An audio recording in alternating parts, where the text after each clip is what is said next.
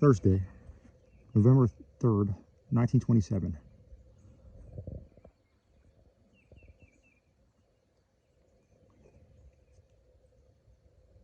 Dear Melmoth, so, you are busy delving into the shady past of the insufferable young Asiatic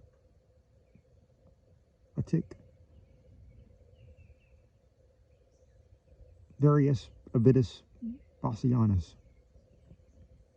Oh, there are few persons I loathe more than that cursed little Syrian rat. I have myself been carried back to Roman times by my recent perusal of James Rhodes' Aeneid, a translation never before read by me, and more faithful to M.P. Morrow than any other versified version I have ever seen, including that of my late uncle, Dr. Clark, which I did not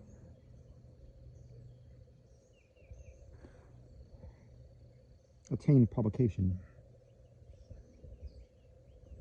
This Virgilian diversion, together with the spectral thoughts incident to All Hallows Eve with its witch sabbats on the hills, produced in me last Monday night a Roman dream of such supernal clearness and vividness and such titanic adumbrations of hidden horror that I verily believe I shall someday employ in fiction.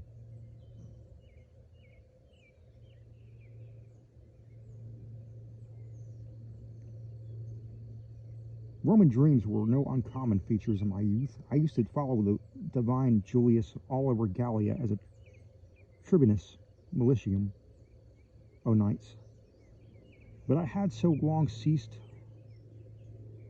to experience them that the present one impressed me with extraordinary force.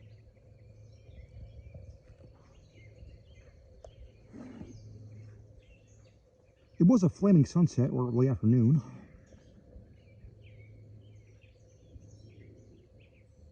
In the tiny provincial town of Pompello, at the foot of the Pyrenees in Hispania Citorior.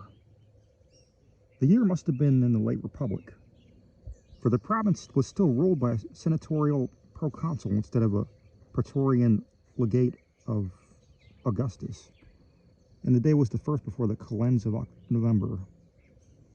The hills rose scarlet and gold to the north of the little town, and the westering sun shone ruddily and mystically over on the crude new stone and plaster buildings of the dusty forum and the wooden walls of the circus, some distance to the east.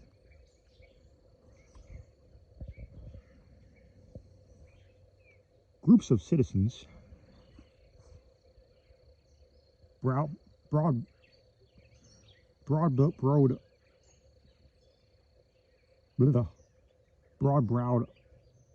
Romans, colonists, broad-browed, try saying that 3 times. That 3 times.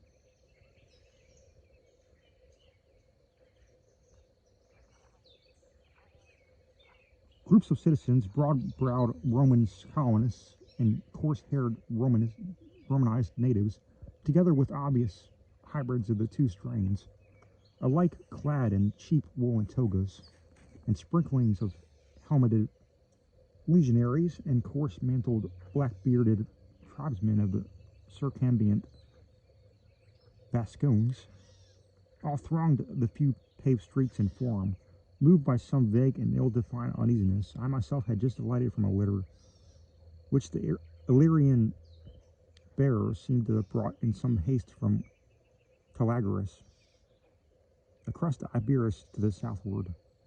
It appeared that I was a provincial quaestor named L. Celius Rufus, and that I had been summoned by the proconsul P. Scribonius Libo, who had come from Tarraco some days before. The soldiers were the 5th cohort of the 12th Legion, under the military tribune Sex. Acelius and the legatus and the whole region, Captain Balbucius, had also come from Calagris, where the permanent station was. The cause of the conference was a horror that brooded on the hills. All the townsfolk were frightened and had begged the presence of a cohort from Calagris. It was a terrible season of the autumn, and the wild people in the mountains were preparing for the frightful ceremonies which only rumor told of in the towns. There were the very old folk who dwelt higher up in the hills.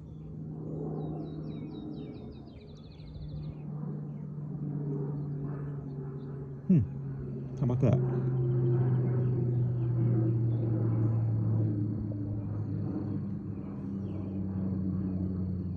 And spoke a choppy language which the Vascoans could not understand. One seldom saw them, but a few times a year they sent down little yellow squinted messengers who looked like Scythians, and to trade with the merchants by means of gestures, and every spring and autumn they held the infamous rites on the peaks, their howlings and altar fires throwing terror into the villages.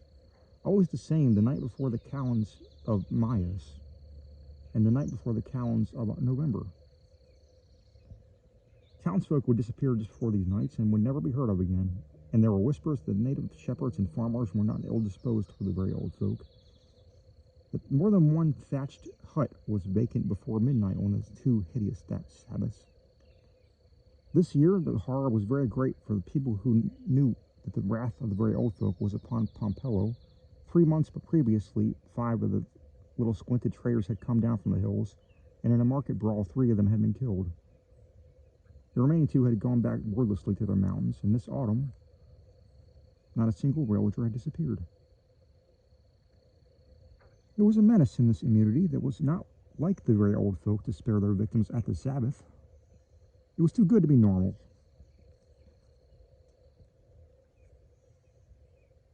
And the villagers were afraid. For many nights there had been a hollow drumming on the hills. At last, the edible Tib, Annius Stilpo, half native in blood, had sent to Balbucius at Calagris for a cohort to stamp out the Sabbath and the terrible night. Balbucius had carelessly refused on the ground that the villagers' fears were empty, and that the loathsome rites of hill folk were of no concern to the Roman people unless their own citizens were menaced. I, however, seemed to be a close friend of Balbucius, had disagreed with him, averring that I had studied deeply in the black forbidden lore, and that I believed that the very old folk capable of visiting almost any nameless doom upon the town, which after all was a Roman settlement and contained a great number of our citizens. The complaining Edels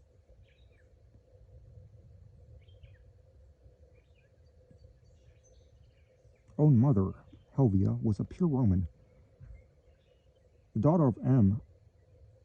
Helvius Cinna, who had come over from Scipio's army. Accordingly, I had sent a slave, a nimble little Greek named Antipater, to the proconsul with letters, and Scribonius had heeded my plea and ordered Balbucius to send his 5th cohort under Acellus to Pompello, entering the hills at dusk on the eve of the November cowhens, and stamping out whatever nameless orgies he might find.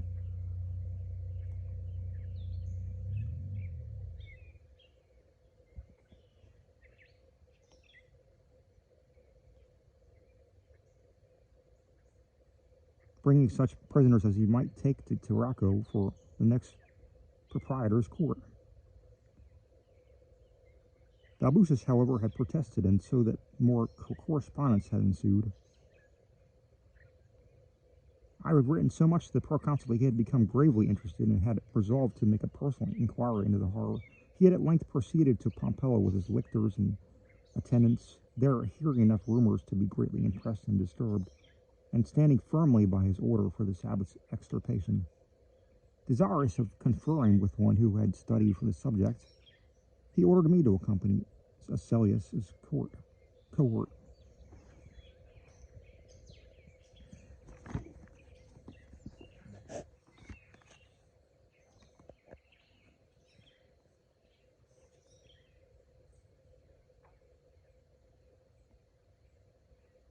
and Balbucius had come along also to press his adverse advice, for he had honestly believed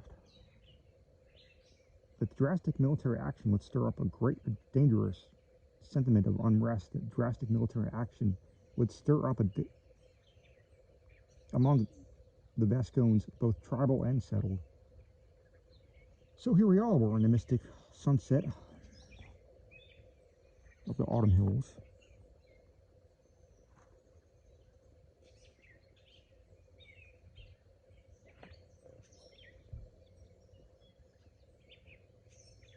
Old Scorbonius Libo in his toga praetexa, the golden light glancing on his shiny bald head and wrinkled hawk face. Balbucius with his gleaming helmet and breastplate, blue shaven lips compressed in inconscientiously dogged opposition. Young Asellius with his polished graves and superior sneer, and the curious throng of townsfolk, legionaries, tribesmen, peasants, lictors, slaves, and attendants. I myself seemed to wear a common toga, and to have no especially distinguishing characteristic.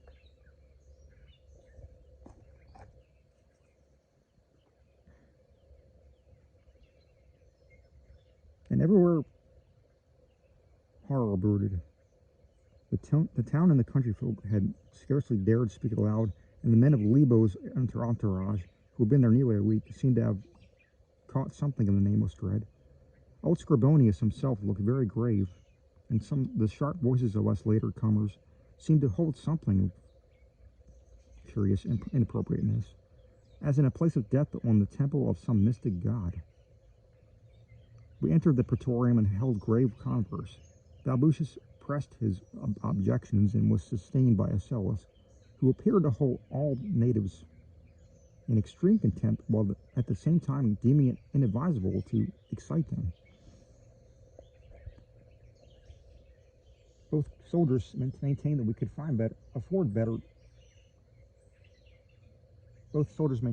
better afford to antagonize the minority of colonists and civilized natives by inaction than to antagonize a probable majority of tribesmen and cottagers by stamping out the dread rites. I, on the other hand, renewed my demand for action and offered to accompany the cohort on any expedition it might undertake.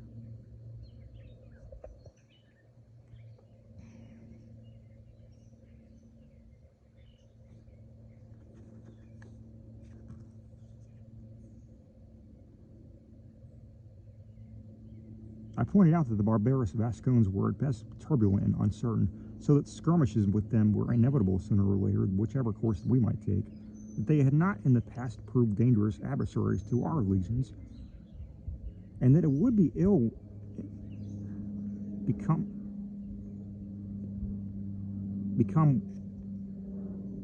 with the representatives of the Roman people to suffer barbarians to interfere with a course which the justice and prestige of the Republic demanded. That, on the other hand, the successful administration of a province depended primarily upon the safety and goodwill of the civilized element, in whose hands the local machinery and commerce and prosperity reposed, and in whose veins a large mixture of our own Italian blood coursed.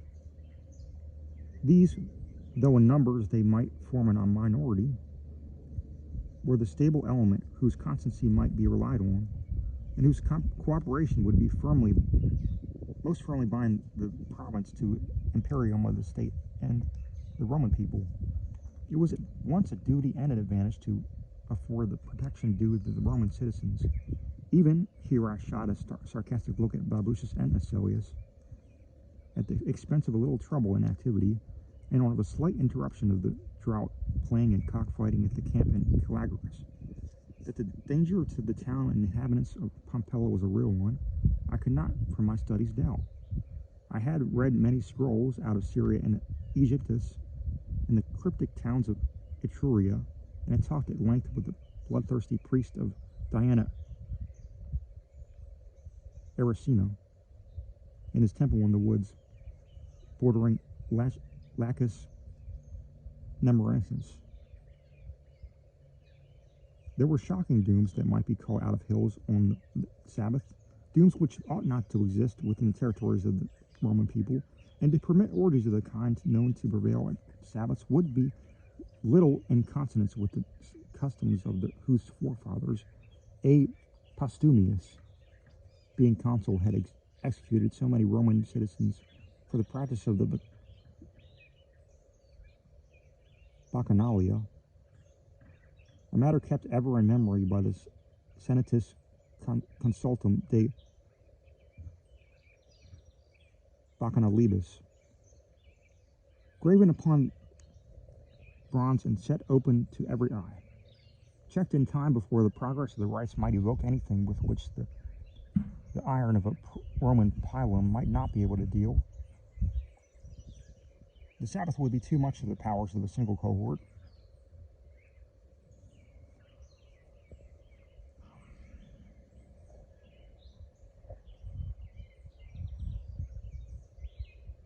Only participants need be apprehended, and the sparing of a great number of mere spectators would considerably lessen the resentment of which any of the sympathizing countryfolk might feel.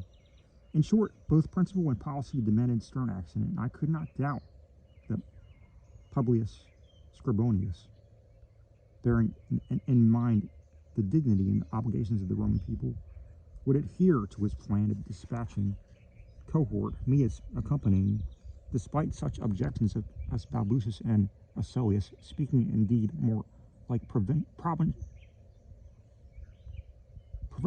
than Romans, and might see fit to offer and multiply.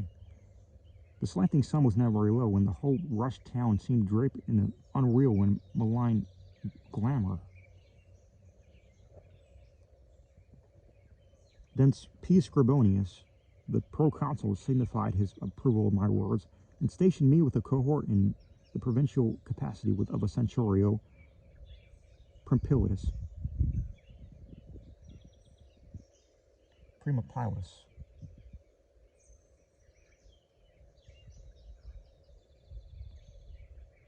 Balbucius and Aselius assenting, the former with better grace than the latter. As twilight fell on the wild autumnal slopes, a measured, hideous beating of strange drums floated down from afar in terrible rhythm. Some few of the legionari showed timidity, but sharp commands brought them into line with the whole cohort soon drawn up on the open plain east of the circus. Libo himself, as well as Balbucius, insisting on accompanying the cohort, but with great difficulty was suffering in getting a native guide to point out the paths up the mountain. Finally, a young man named Vercellus, the son of pure Roman parents, agreed to take us at least part of past the foothills. We began to march in the new dusk, and with the thin silvern sickle of a young moon trembling over the woods to our left.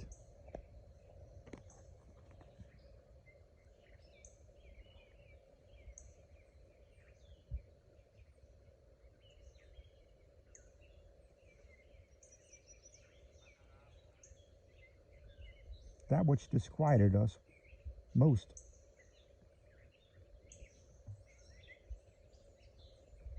was the fact that the Sabbath was to be held at all. Reports of coming cohort must have reached the hills. And even lack of a final decision could not make the rumor less alarming. Yet there were the sinister drums of yore, and as if the celebrants had some peculiar reasons to be indifferent whether or not the forces of the Roman people marched against them.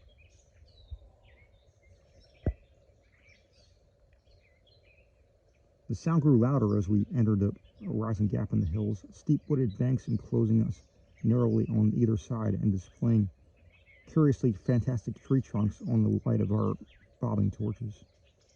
All were afoot save Libo, Balbucius, and Aselius, 2 or 3 of the centurions, and myself, and at length the way became so steep and narrow that those who had horses to force to leave them, and a squad of 10 men being left to guard them, though robber bands were not likely to be abroad on such a night of terror. Once in a while, it seemed as though we detected a skulking form in the woods nearby, and after a half-hour's climb, the steepness and narrowness of the way made the advance so great a body of men, over 300 all told, exceedingly cumbrous and difficult. Then with the utter and horrifying suddenness, we heard a frightful sound from below. It was from the tethered horses. They had screamed. Not neighed, but screamed. And there was no light down there, not the sound of any human thing, to show what they had done so. Why they had done so. At the same moment, bonfires blazed out on all peaks ahead, and so the terror seemed to lurk equally before and behind us. Looking for the young youth Berselius, our guide, we found only a crumbled heap weltering in a pool of blood. In his hand was a short sword snatched from the belt of D. Vibulanus, a sub-centurio, and on his face was such a look of terror that the stoutest veterans turned pale at his sight. He had killed himself when the horses screamed. He who had been born and lived all his life in that region and knew what men whispered about in the hills. All the torches now began to dim, and the cries of the frightened legionaries mingled with the unceasing screams of the tethered horses. The air grew perceptibly colder, more suddenly so than is usual at November's brink, and seemed stirred by terrible undulations which I could not help connecting with the beating of the huge wings. The whole cohort now remained at standstill, and as the torches faded, I watched what I thought were fantastic shadows outlined in the sky by the spectral luminosity of the Via Lactea as it flowed through Perseus, Cassiopeia, Cepheus, and Cygnus.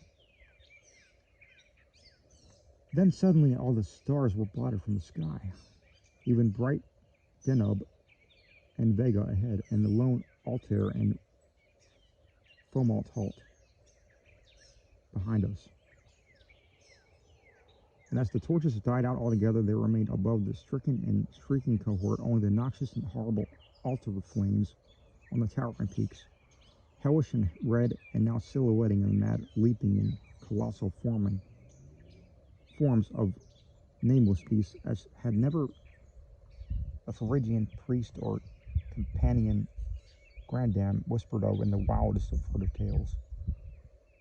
And above the nighted screaming of men and horses and demonic drumming rose to louder pitch, whilst the ice-cold wind of shocking sentience and deliberateness swept down from those forbidden heights and coiled about each man separately till all the cohort was struggling and streaming in the dark, as if acting out the fate of Laocoon and his sons.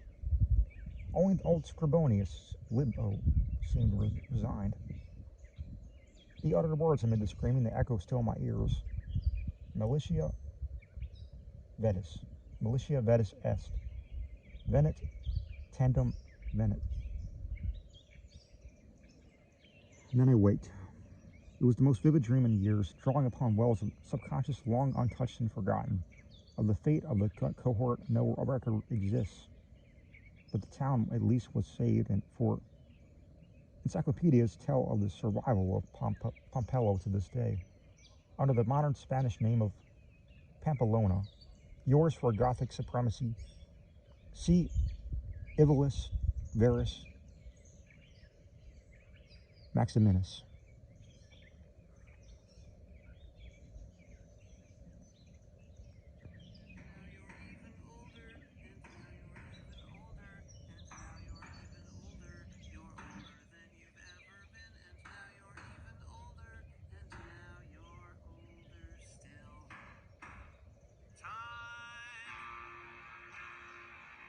Marching